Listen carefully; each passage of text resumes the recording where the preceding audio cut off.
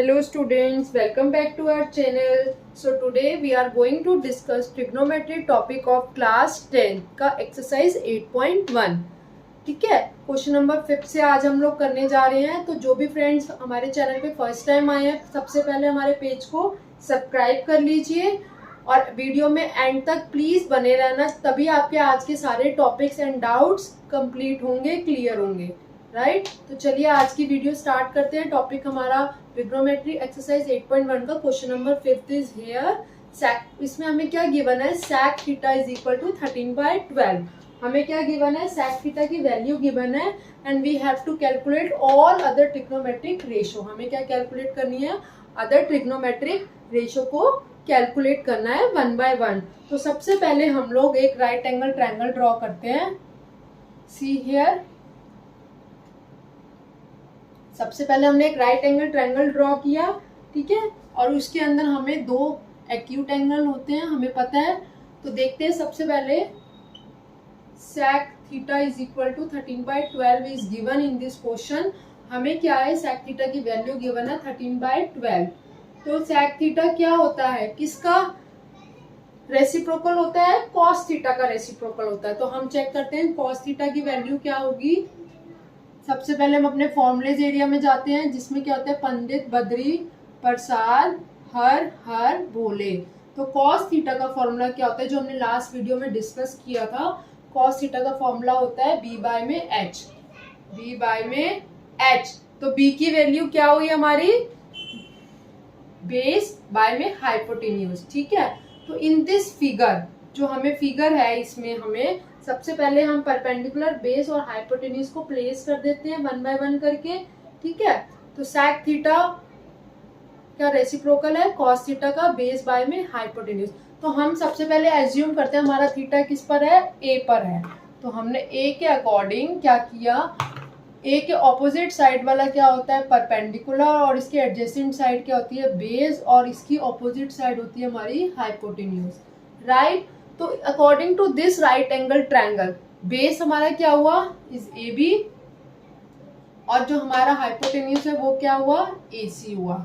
Right, तो हमें क्या है इस क्वेश्चन के अकॉर्डिंग यहाँ पर cos थीटा की वैल्यू क्या आ गई, ए बी बाय में ए सी. ए बी कितना है और ए सी कितना है, अब हम चेक करते हैं.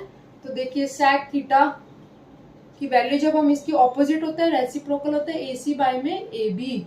फाइन, तो अब देखो हमारे पास AC की वैल्यू और AB की वैल्यू गिवन है. ठीक है, sec हमने जो cos थीटा का रेसिप्रोकल करके हमने यहाँ पे लिख लिया AC बाय में AB, और यहाँ में जो गिवन वैल्यू थी 13/12 हमने यहाँ लिख लिया. सी हियर नाउ, AC हमें कितना गिवन है, AC हमें हमारे पास गिवन है 13 सेंटीमीटर, और AB हमें कितना गिवन है, 12 सेंटीमीटर. राइट, ये दोनों वैल्यूज हमें क्वेश्चन में गिवन थी, और हमारे पास जो परपेंडिकुलर है BC, उसकी वैल्यू कोई भी गिवन नहीं है. तो सबसे पहले we have to calculate the value of BC, जो हमारा परपेंडिकुलर है, वो किससे होगा, calculate by Pythagoras theorem. By Pythagoras theorem से हम लोग कैलकुलेट करेंगे value of BC. Pythagoras theorem क्या होती है, hypotenuse square is equal to sum of other two side square. तो हाइपोटेन्यूज क्या है, हमारा साइड क्या है, AC square is equal to AB square plus में BC स्क्वायर. AC हमें ऑलरेडी 13 गिवन है, 13 का square is equal to AB हमें 12 का स्क्वायर गिवन है, और BC कुछ भी नहीं गिवन था वैल्यू इसकी, तो हमने ऐसे की ऐसे BC रिपीट में लिख लिया है. सी हियर, 13 का square is equal to 169 is equal to 12 का square is 144 plus BC square हमने ऐसे कैसे रिपीट लिख लिया है. नाउ हम क्या करेंगे, 169 minus 144 is equal to BC का स्क्वायर. राइट, तो अभी हमारा 169 में 144 को माइनस करेंगे, सब्ट्रैक्ट करेंगे, तो क्या है, 25 is equal to BC square. See here now, अब हम क्या करेंगे, BC स्क्वायर को वैल्यू निकालेंगे.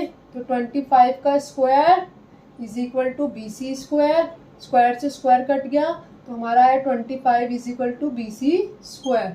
इस स्क्वायर को हम चेंज करके √25 कर लेंगे. Equal to BC। तो हमारी BC की वैल्यू क्या आ गई 5 सेंटीमीटर। 25 का स्क्वायर रूट क्या होता है 5। तो 5 सेंटीमीटर हमारी अब हमें पता चल गई है BC। ये परपेंडिकुलर कितना आया हमारा 5 सेंटीमीटर। सी देखिए अभी हमने यही देखा पाइथागोरस थ्योरम से हमने क्या फाइंड आउट किया BC की वैल्यू फाइंड आउट करी।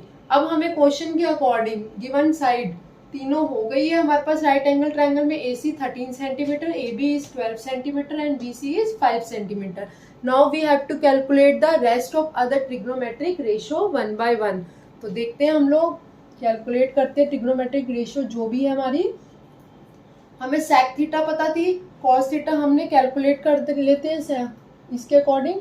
कॉस थीटा किसका होता है रेसिप्रोकल होता है सेक थीटा का। तो कॉस थीटा का इज इक्वल टू में सेक थीटा।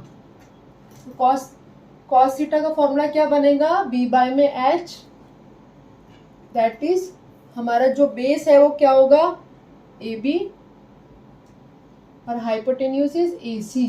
AB साइड कितनी हुई 12 सेंटीमीटर और AC हमारी हुई 13 सेंटीमीटर।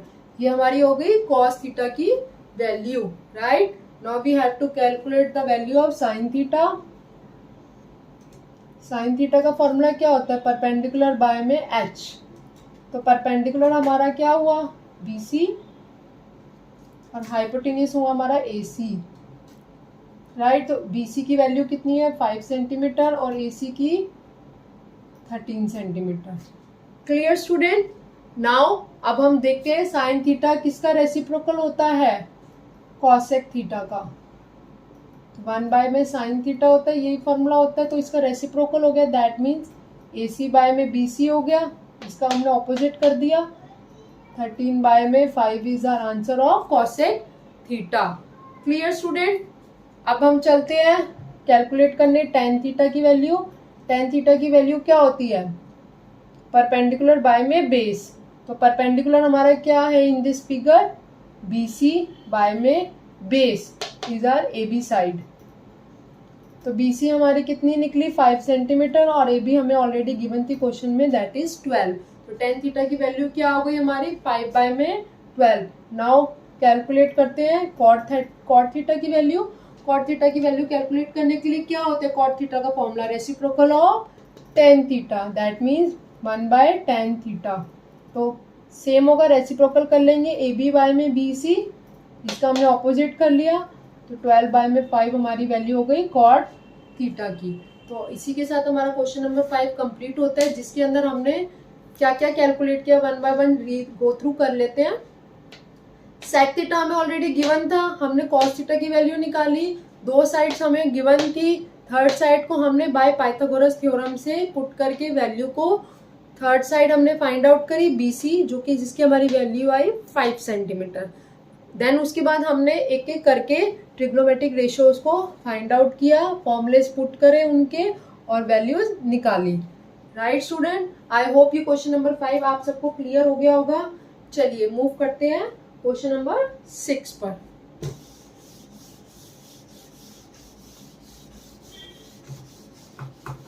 जब तक हमें फॉर्मूलेस क्लियर नहीं होंगे हम क्वेश्चंस को कंप्लीट नहीं कर पाएंगे। तो इसमें सबसे इम्पोर्टेंट होता है फॉर्मूलेस का कॉन्सेप्ट का क्लियर होना। तो अच्छे से समझिए और सुनिए और प्रैक्टिस कीजिए तभी हम ये टॉपिक प्रॉपरली कर पाएंगे। Right student. चलिए question number 6 is if angle A and angle B, angle A and angle B are acute angle। अगर एंगल A और एंगल B क्या होते हैं एक्यूट एंगल होते हैं such as cos A is equal to cos B। हमारा क्या होगा cos A क्या होगा cos B के इक्वल होगा। देन हमें क्या प्रूव करना है then show that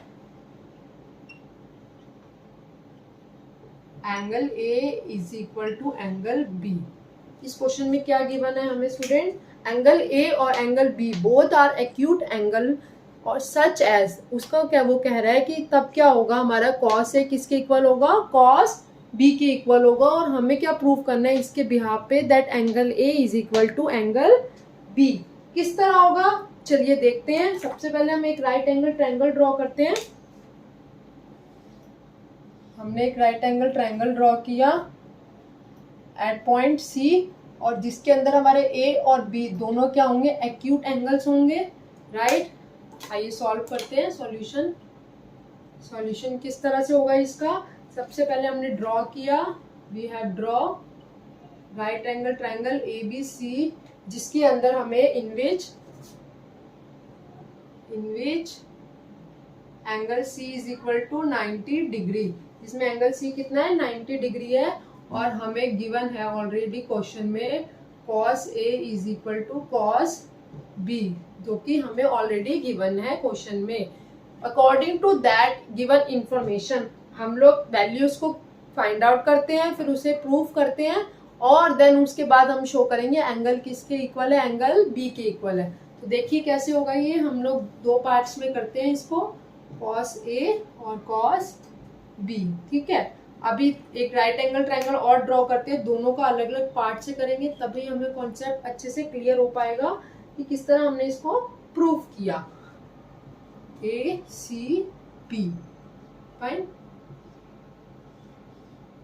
A C B, ठीक है। In this case cos A case में क्या होता है, थीटा किस पर है, A पर है, राइट। तो हम क्या करेंगे, cos A की वैल्यू फाइंड आउट करेंगे। cos A की वैल्यू क्या होती है, पहले हम यहाँ फॉर्मूले लिख लेते हैं अपने, पंडित बद्री प्रसाद हर बोले। तो cos की वैल्यू क्या होती है, बेस बाय में हाइपोटेन्यूज। तो इन दिस केस जो ऑपोजिट साइड, एक्यूट एंगल का ऑपोजिट साइड होता है वो क्या होता है, परपेंडिकुलर, और इसकी एडजेसेंट साइड क्या होती है, बेस, और इसकी ऑपोजिट साइड क्या होती है, हमारा हाइपोटेन्यूज। तो in this case cos A की वैल्यू क्या होगी हमारी, बेस बाय में h, दैट मीन्स b हमारा क्या होगा, AC, और हाइपोटेन्यूज हमारा हो गया AB, right student. Now come to this part. अब इस केस में क्या हो रहा है, अभी हमने क्या था, cos B की वैल्यू बोल रहा है वो, तो एक्यूट एंगल किस पे हो गया, B पर हो गया। इन दिस केस जो हमारा परपेंडिकुलर होगा वो ये वाली साइड हो जाएगी, और इसकी साथ वाली साइड हमारी हो गई बेस, और ऑपोजिट साइड हो गई हमारी हाइपोटेन्यूज। ऑपोजिट साइड क्या हो गई हमारी, हाइपोटेन्यूज, राइट। अब देखते हैं cos B की वैल्यू फाइंड आउट करते हैं। cos B क्या हो गया हमारा, बेस बाय में हाइपोटेन्यूज होता है, तो बेस हमारा इन दिस केस क्या हुआ, BC बाय में AB, राइट। अब क्या हो रहा है, दोनों को इक्वल करते हैं, cos A जब cos B के इक्वल है, हमें क्वेश्चन गिवन में था। अब देखते हैं, चेक करते हैं ये हो रहा है इक्वल, cos AC बाय में AB is equal to BC by में AB आपस में कट हो गया, और AC और BC के इक्वल ये प्रूफ हो गया। इट मीन्स क्या हो रहा है, अभी हमारा दोनों साइड्स आपस में इक्वल है। इट मीन ये वाली साइड किसके इक्वल है, इसके इक्वल है। तो AC किसके इक्वल हुआ, BC के इक्वल हुआ। जब हमारी two sides are equal at right angle triangle, तो इनके जो ऑपोजिट्स एंगल होते हैं, एक्यूट एंगल्स होते हैं, ये भी एक दूसरे के इक्वल होते हैं। तो हम यहाँ लिख सकते हैं angle A is equal to angle B, because when opposite sides are equal,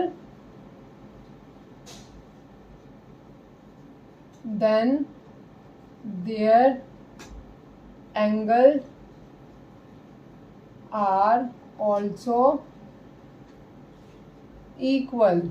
तो behalf of this angle A is equal to angle B proof होता है, राइट स्टूडेंट। हमें क्वेश्चन में A B acute angle given था, हमने क्या निकाला, cos A और cos B को हमने एक एक करके प्रूफ किया कि इनकी जो साइड्स है आपस में एक दूसरे के इक्वल है कि नहीं। तो हमें प्रूफ करने में पता चला कि ये दोनों की साइड्स क्या हो रही है, इक्वल हो रही है। उसके बाद हमने देखा कि जब इन दोनों की साइड्स इक्वल हो रही है तो हमें पता चलता है कि इनके जो ऑपोजिट्स एंगल होते हैं ये भी दोनों एक दूसरे के इक्वल ही होंगे, राइट। तो आज की वीडियो हमारी इसी के साथ कंप्लीट होती है, जिसमें हमने क्वेश्चन नंबर 5 और 6 कंप्लीट किया। नेक्स्ट ऑफ जो भी रिमेनिंग पार्ट है वो आपको इसकी नेक्स्ट वीडियो में जरूर मिलेगा, तो आप हमारी वीडियो में जाकर चेक कर सकते हैं, पेज पर जाकर नेक्स्ट वीडियो को चेक कर सकते हैं, जिसमें आपको क्वेश्चन नंबर 7 के आगे के पार्ट्स मिलेंगे। राइट। आई होप ये वीडियो आपके लिए हेल्पफुल रही होगी। नेक्स्ट वीडियो को वॉच करने के लिए सबसे पहले हमारे पेज को सब्सक्राइब जरूर कर लेना और बेल आइकन को प्रेस कर लेना। तो मिलते हैं नेक्स्ट वीडियो में। Till then bye bye.